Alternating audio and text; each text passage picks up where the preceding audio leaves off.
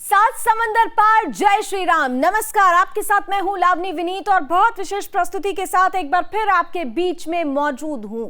इसमें कोई दो राय नहीं है कि भारत की ताकत के आगे विदेशी सरजमी पर रची जाने वाली षड्यंत्र और षड्यंत्रकारी ताकतें लगातार भारत के दो टूक जवाब के आगे घुटने टेक रही हैं।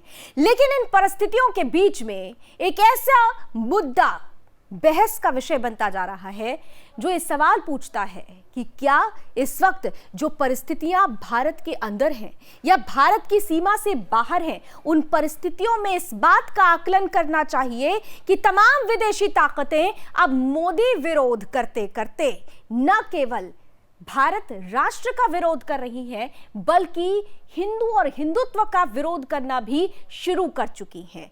क्या बकायदा बड़ी साजिश के तहत हिंदू धर्म को बदनाम करने की कोशिशें अब सात समंदर पार भी शुरू हो चुकी हैं?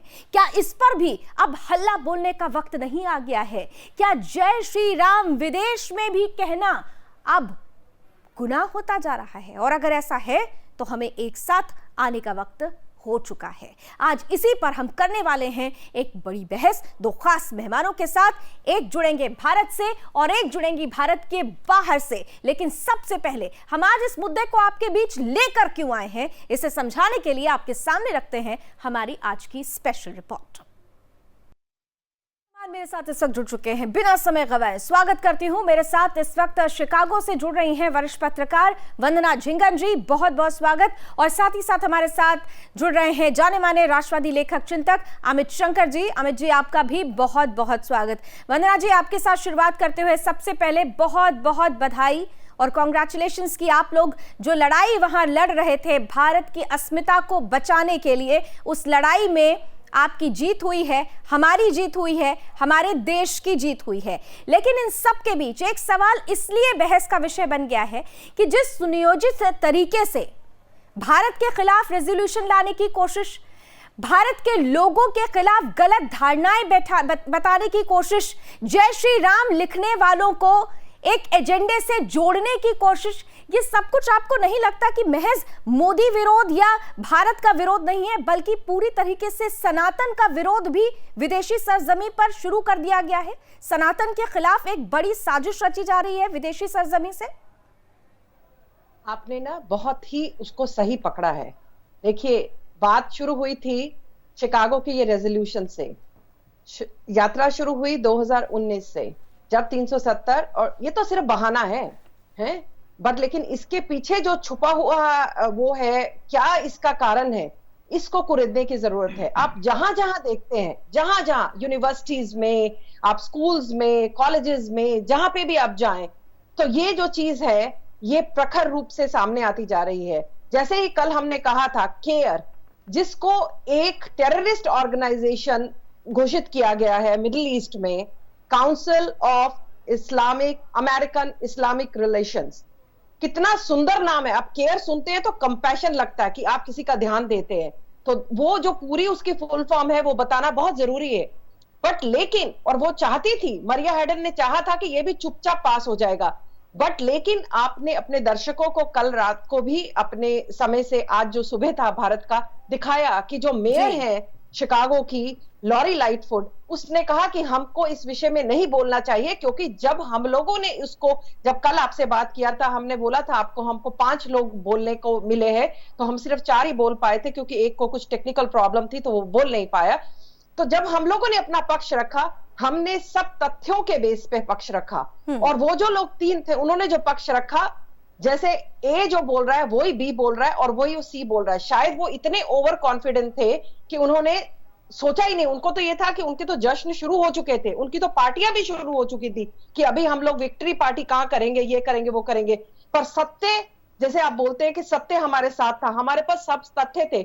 हमको बता रहे हैं कि सीए जो है नागरिकता देने का है, लेने का नहीं है। तो इसमें कहां से हो गया? जो माइनॉरिटीज है जिसकी आप बात करते हैं, अगर हम सरदारों की बात करें, कितने सिख थे पाकिस्तान में बिफोर पार्टीशन? जब 1947 में पार्टीशन हुआ था तो धर्म के बेसिस पे हुआ था, तो फिर उसमें मुसलमानों को इंक्लूड करने की क्या जरूरत थी? कोई जरूरत नहीं थी। और ये तो 1950 का कानून है, ये तो सिर्फ अमेंडमेंट थी, इसको लागू किया गया।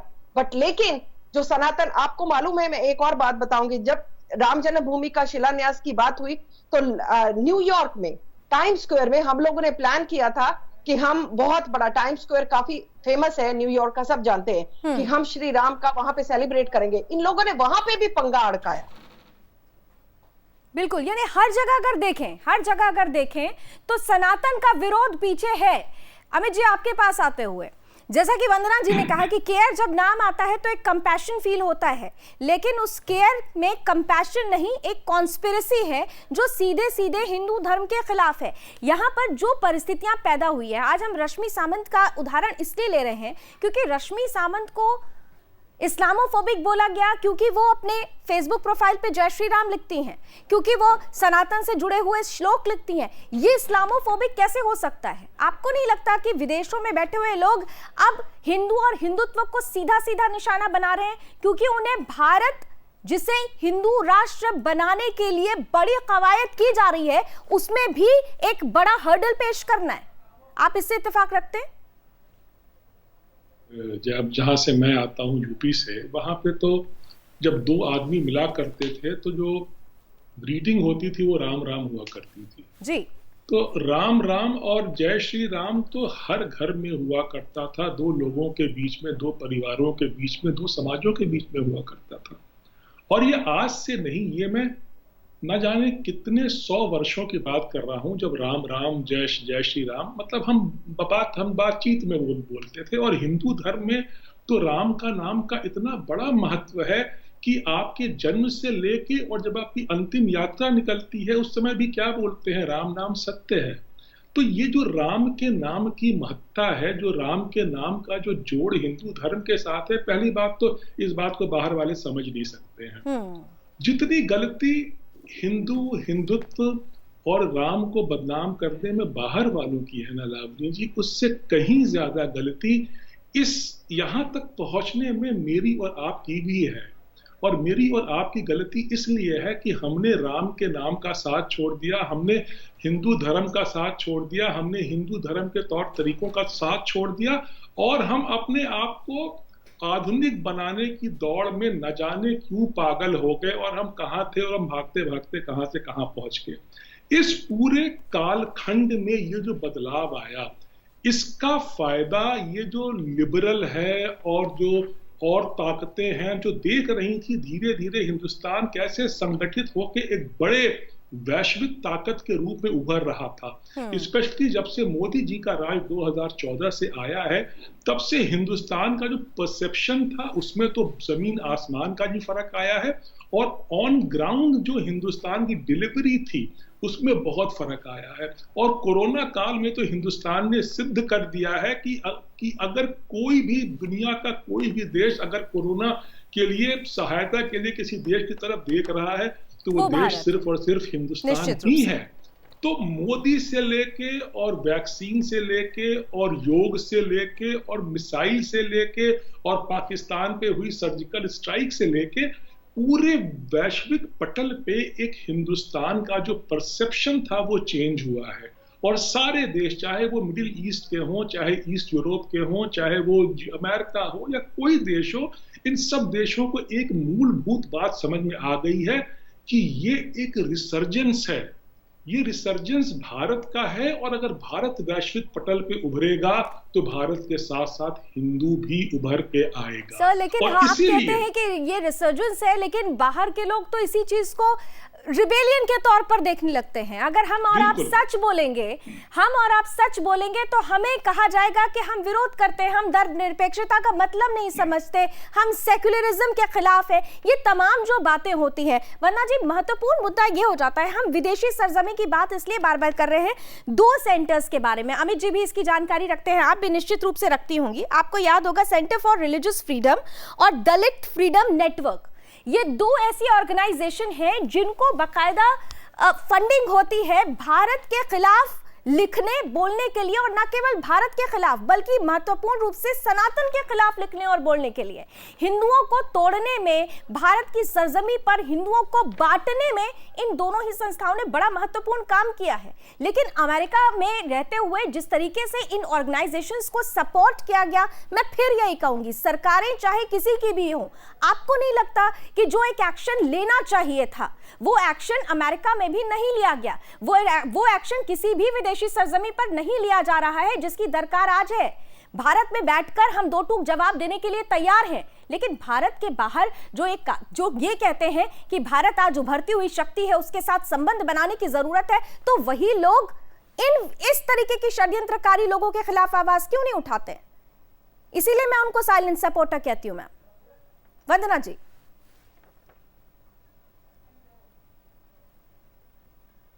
वंदना जी की आवाज मुझ तक नहीं आ रही है। पैनल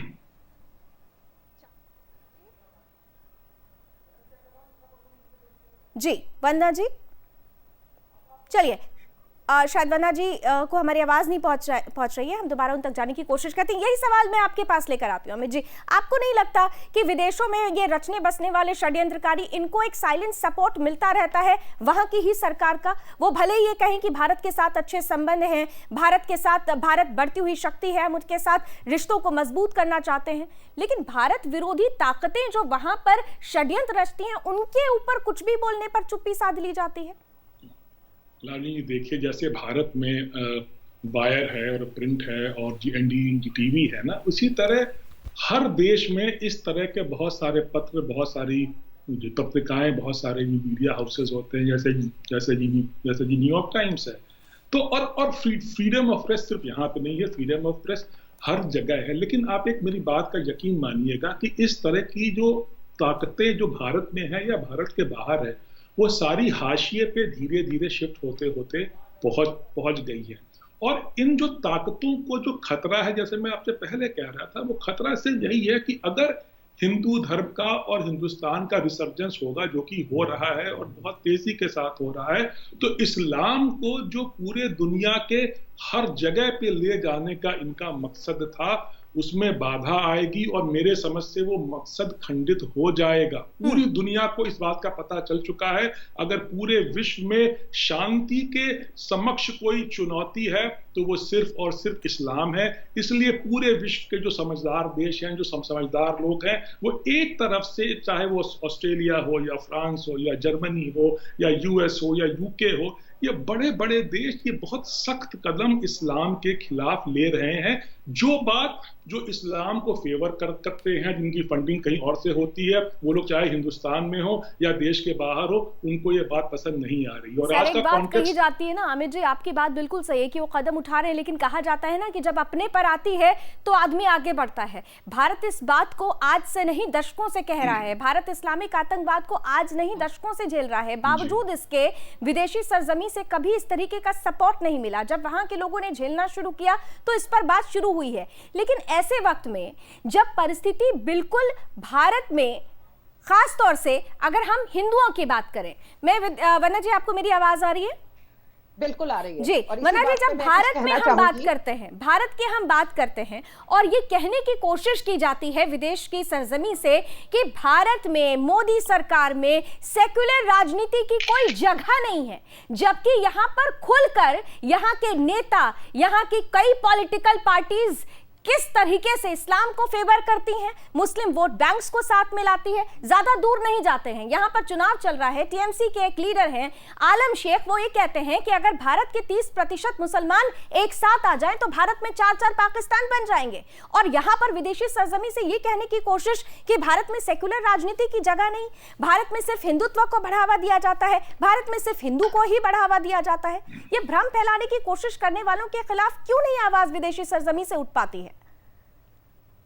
मैं अभी आपको एक बात कहना चाहूंगी, जो हमारी इस वक्त वाइस प्रेसिडेंट है कमला हैरिस, उनकी एक नीस है मीना।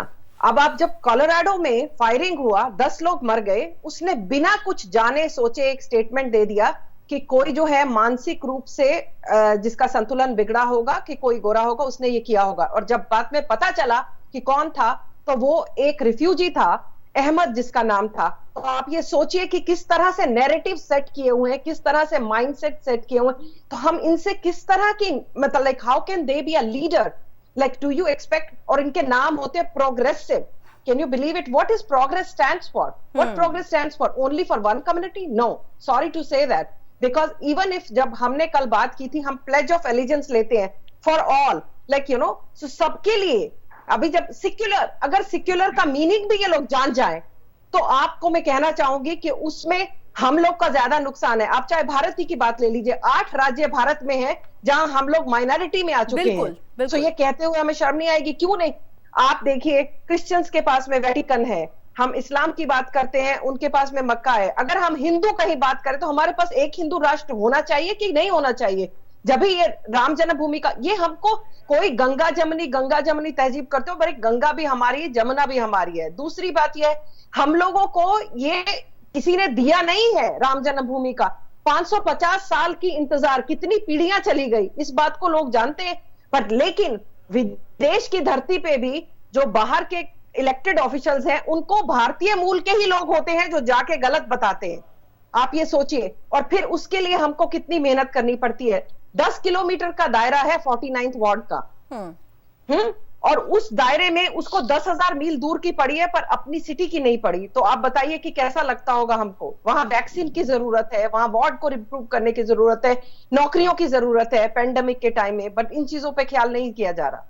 क्या आपको नहीं लगता अमित जी, ये जो तमाम परिस्थितियां इसलिए पैदा हो रही हैं क्योंकि भारत हमेशा से एक सॉफ्ट टारगेट रहा है, और खास तौर से जब हम हिंदू और हिंदुत्व की बात करते हैं, हम सबको एक्सेप्ट कर लेते हैं, हम वेलकम करने लगते हैं, हम अपना लिबरलिज्म दिखाने लगते हैं, और हमारे यहाँ सो कॉल्ड लिबरलिज्म को सो कॉल्ड इंटेलेक्चुअलिज्म से भी जोड़ा जाता है। तो क्या आपको नहीं लगता कि इसमें अब डिफरेंस लाने की, उसको एक्सप्लेन करने की, उसकी डेफिनेशन को एक्सप्लेन करने की जरूरत आन पड़ी है? क्योंकि जब तक हम डेफिनेशन एक्सप्लेन नहीं करेंगे, उसे सही मायने में परिभाषित नहीं करेंगे, इस परिस्थिति से तो हम हर रोज 2-4 होते रहेंगे।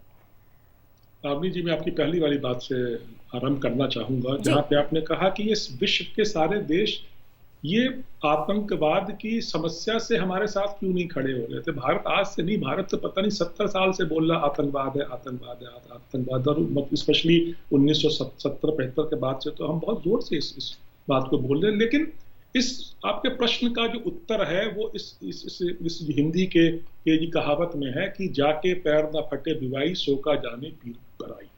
तो वेस्ट तो मतलब ये हमारी बात मान नहीं रहे थे कि आतंकवाद कुछ हो सकता है, और आतंकवाद का जो दूसरा नाम है वो इस्लाम है, जब तक ये इनके घर अमेरिका में नहीं पहुंच गया, जब तक ट्विन टावर का हादसा नहीं हुआ, ये हमारी बात को मानने को तैयार नहीं थे।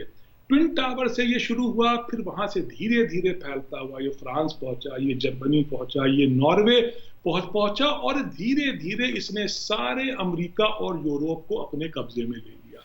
अगर आप गूगल करेंगी तो आपको ये जान के बहुत आश्चर्य होगा, यूरोप में 90 से 95% जो बलात्कार होते हैं उसमें रेफ्यूजी मुसलमानों का हाथ है।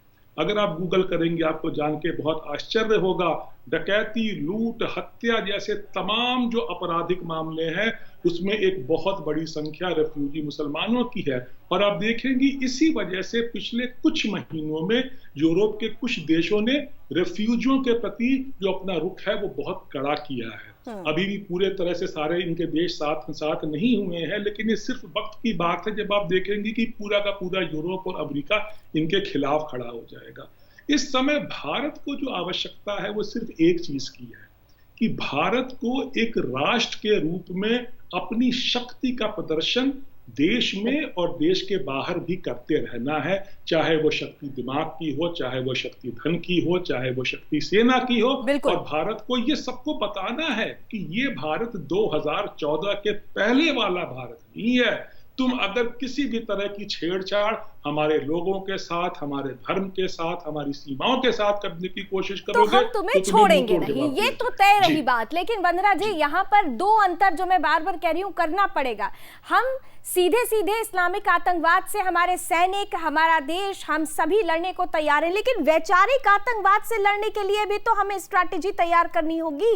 वैचारिक आतंकवाद आज सबसे बड़ा हथियार बनता जा रहा है उन देश विदेश विरोधी ताकतों का जो विदेश में बैठकर भारत के खिलाफ, सनातन के खिलाफ षड्यंत्र रचते हैं। तो आपको नहीं लगता कि इस वैचारिक आतंकवाद से भी लड़ने के लिए हमें एक स्ट्रैटेजी तैयार करने की जरूरत है? इनकी जो जिहाद है ना, बहुत प्लान्ड है, और ये लोग सारे फुल टाइम एम्प्लॉइज हैं, हम लोग सब वॉलंटियर्स हैं। पर लेकिन आज जैसे ये बात हुई तो आज किसी ने सुबह लिखा, वंदना जी हम लोगों को, मैंने कहा अब जो है शिकागो मदद देने के लिए तैयार है। ये जो आज आपने देखा है इतिहास बना है, और शायद ये विवेकानंद की वो धरती है जहां पहले इतिहास लिखा गया, सिस्टर्स एंड ब्रदर्स ऑफ यही होना था। इन्होंने 8 जगह पे पास करा लिया। सैन फ्रांसिस्को, जहां पे सैन फ्रांसिस्को में आप ये सोचिए, सिलिकॉन वैली बोलते हैं आप उसको, है आईटी का सारा हब है, वहां पे स्नीक कर लिया। सिएटल माइक्रोसॉफ्ट का हब है, वहां पे पास करा लिया। बॉस्टन, जिसको ईस्ट में हम लोग सिलिकॉन वैली बोलते हैं, वहां पे पास करा लिया। मिशिगन में पास करा लिया। मतलब हर जगह जहां पे भी इन लोगों ने अपनी कोशिश कहीं नहीं छोड़ी। ये शिकागो में भी ऐसा चाहते थे, पर हम लोग डट गए, और अब हमको इकट्ठे होना है। जैसे आप देखिए अभी कनाडा में हुआ था, कनाडा में भी हिंदू बहुत जाग गया है। मैं ये बताना चाहती हूं, होने की ही जरूरत है और जन जागरण की जरूरत है, समय की बाध्यता है। बहुत बहुत धन्यवाद अमित शंकर जी और वंदना झिंगन जी, आप दोनों ने अपना समय रखा और बड़ी महत्वपूर्ण बातें आज आपने साझा की है। हमें एकजुट होने की जरूरत है। यहाँ पर जिनके मानवाधिकारों की बात हो रही है, उनके उलट हिंदुओं के मानवाधिकारों की भी बात होनी चाहिए।